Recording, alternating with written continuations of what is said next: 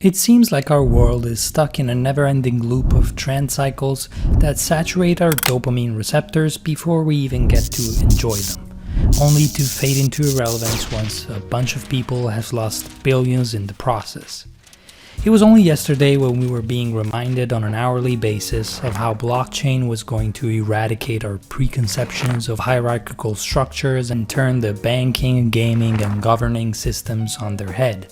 Then it was the turn of the metaverse, an unfathomably ephemeral concept most of its supporters struggled to explain to outsiders that was solely responsible for completely obliterating some tens of billions of dollars of Zuck's money, only to have this screenshot to show for it. What the fuck? So this year it's AI's turn, and for what it's worth, I do believe this one does have a future to be contended with. The baseline technology is extremely powerful, and try as they might, it's not being uselessly shoehorned into every nook and cranny without any net improvements. Yes, we don't need AI to schedule the busy lives of pretend grind-set CEOs made of cold face plunges and paddle matches, but let's be honest, being able to ask ChatGPT to give you a basque cake recipe without the pop-up ads and the SEO spam is objective luxury. This might be the golden opportunity big tech has been salivating for the last couple of decades.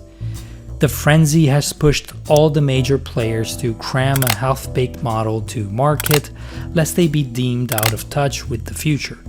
Design-wise, this enthusiastic movement has unfortunately resulted in many samey iterations of design systems, mostly based on gradient auras and almost universally embodied in this great surge of Rainbow fuckers.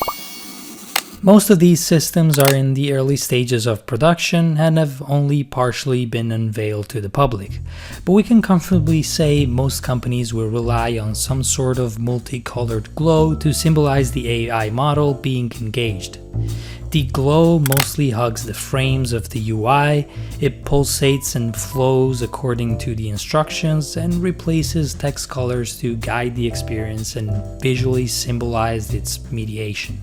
Gemini, Apple AI, Samsung, and Meta have adopted this solution with mostly similar results. Yes, there are subtle differences with the gradients, with Meta and Gemini skewing more towards the blues and purples, whilst Apple is embracing a broader color spectrum, but the results seem to be inescapable. The look of AI is gradients. I have to say the likeness of these systems has resulted in a huge disservice to the design community and users in general. The early days of a technology are usually rich with experimentation and wild takes on look and usability. Before everything crystallizes into a homogeneous direction, companies attempt to shape the future to their own vision, contributing to a varied and exciting playing field. This, unfortunately, has not happened with AI. Right from the outset, its look had been codified and streamlined. Sparkle icon for its functions, gradient glow for its interactions. Even if you switch between two platforms, you might not even realize it. And come to think of it, that might be the point. Wait, does that classify as a conspiracy theory? I like this. Draper. What we have here. I am here to unbox you. Get your eyes on This. Check out the coffee page at the link in the description to support our work. Thank you. So, in the last year, the uniformity of the AI look has almost imposed itself as an abstract shared language that transcends companies and their ecosystems. Novelty has been traded in for familiarity and ease of use. You don't need to learn what the sparkles glowy button does. You've been told many times, and there's just not enough incentives to go against the grain on that. It's like instant messaging apps. Virtually all of them share a basic iteration of the same app icon and a practically identical user interface. There might very well be a better way to do it out there, but why would you risk it if everyone has already been conditioned for decades to interact with this model? And I get it, being part of this shared meta language comes with a lot of benefits. people know what your AI dedicated UI looks like, if you're switching from a different ecosystem, they will not find it awkward or unfamiliar, and even your competitors will reinforce these behavior and recognition patterns to your advantage. All you have to trade in for it is uniqueness. To no one's surprise, almost 100% of Silicon Valley's players have taken this deal, and you could have predicted that by looking at their logo evolution. Bruh. This streamlined approach to visual metaphors and user interfaces has been slowly gaining traction for decades.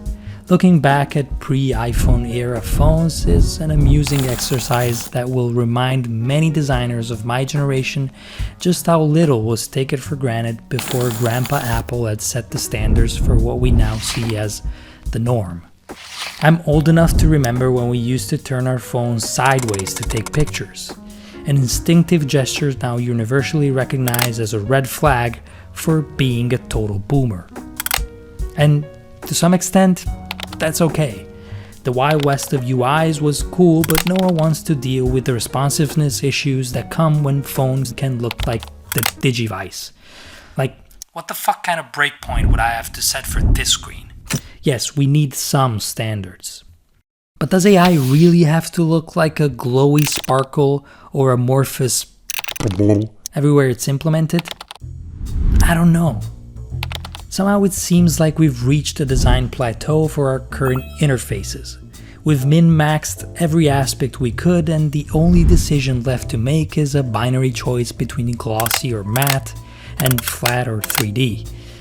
I don't want to come off as bleak, but it's been a while since iOS 7 and the huge paradigm shifts we've been accustomed to. I don't know, ironically, I think Apple's new liquid glass could be our saving grace here. The nature of its beauty and complexity does seem very deliberate and gratuitous. It almost gets in the way of the codified UI design we've grown accustomed to.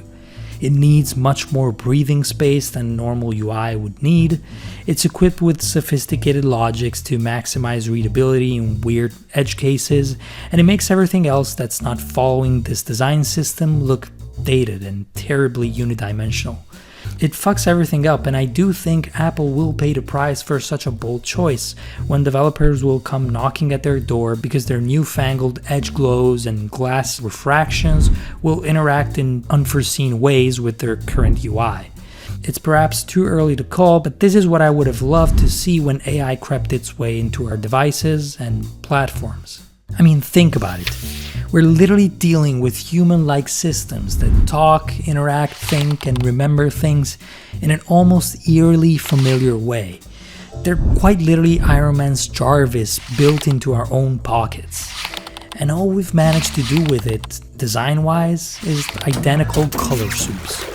This is what our design community has ended in for the How Would You Design Magic assignment. And it makes me sad. So, how about we make it better? If you have a vision of how AI should or could look like in our day-to-day user interfaces and interactions, please write it in the comments below and we can all discuss it together. Who knows, maybe some big tech design lead out there could steal your idea and give us something more to look at. Until then,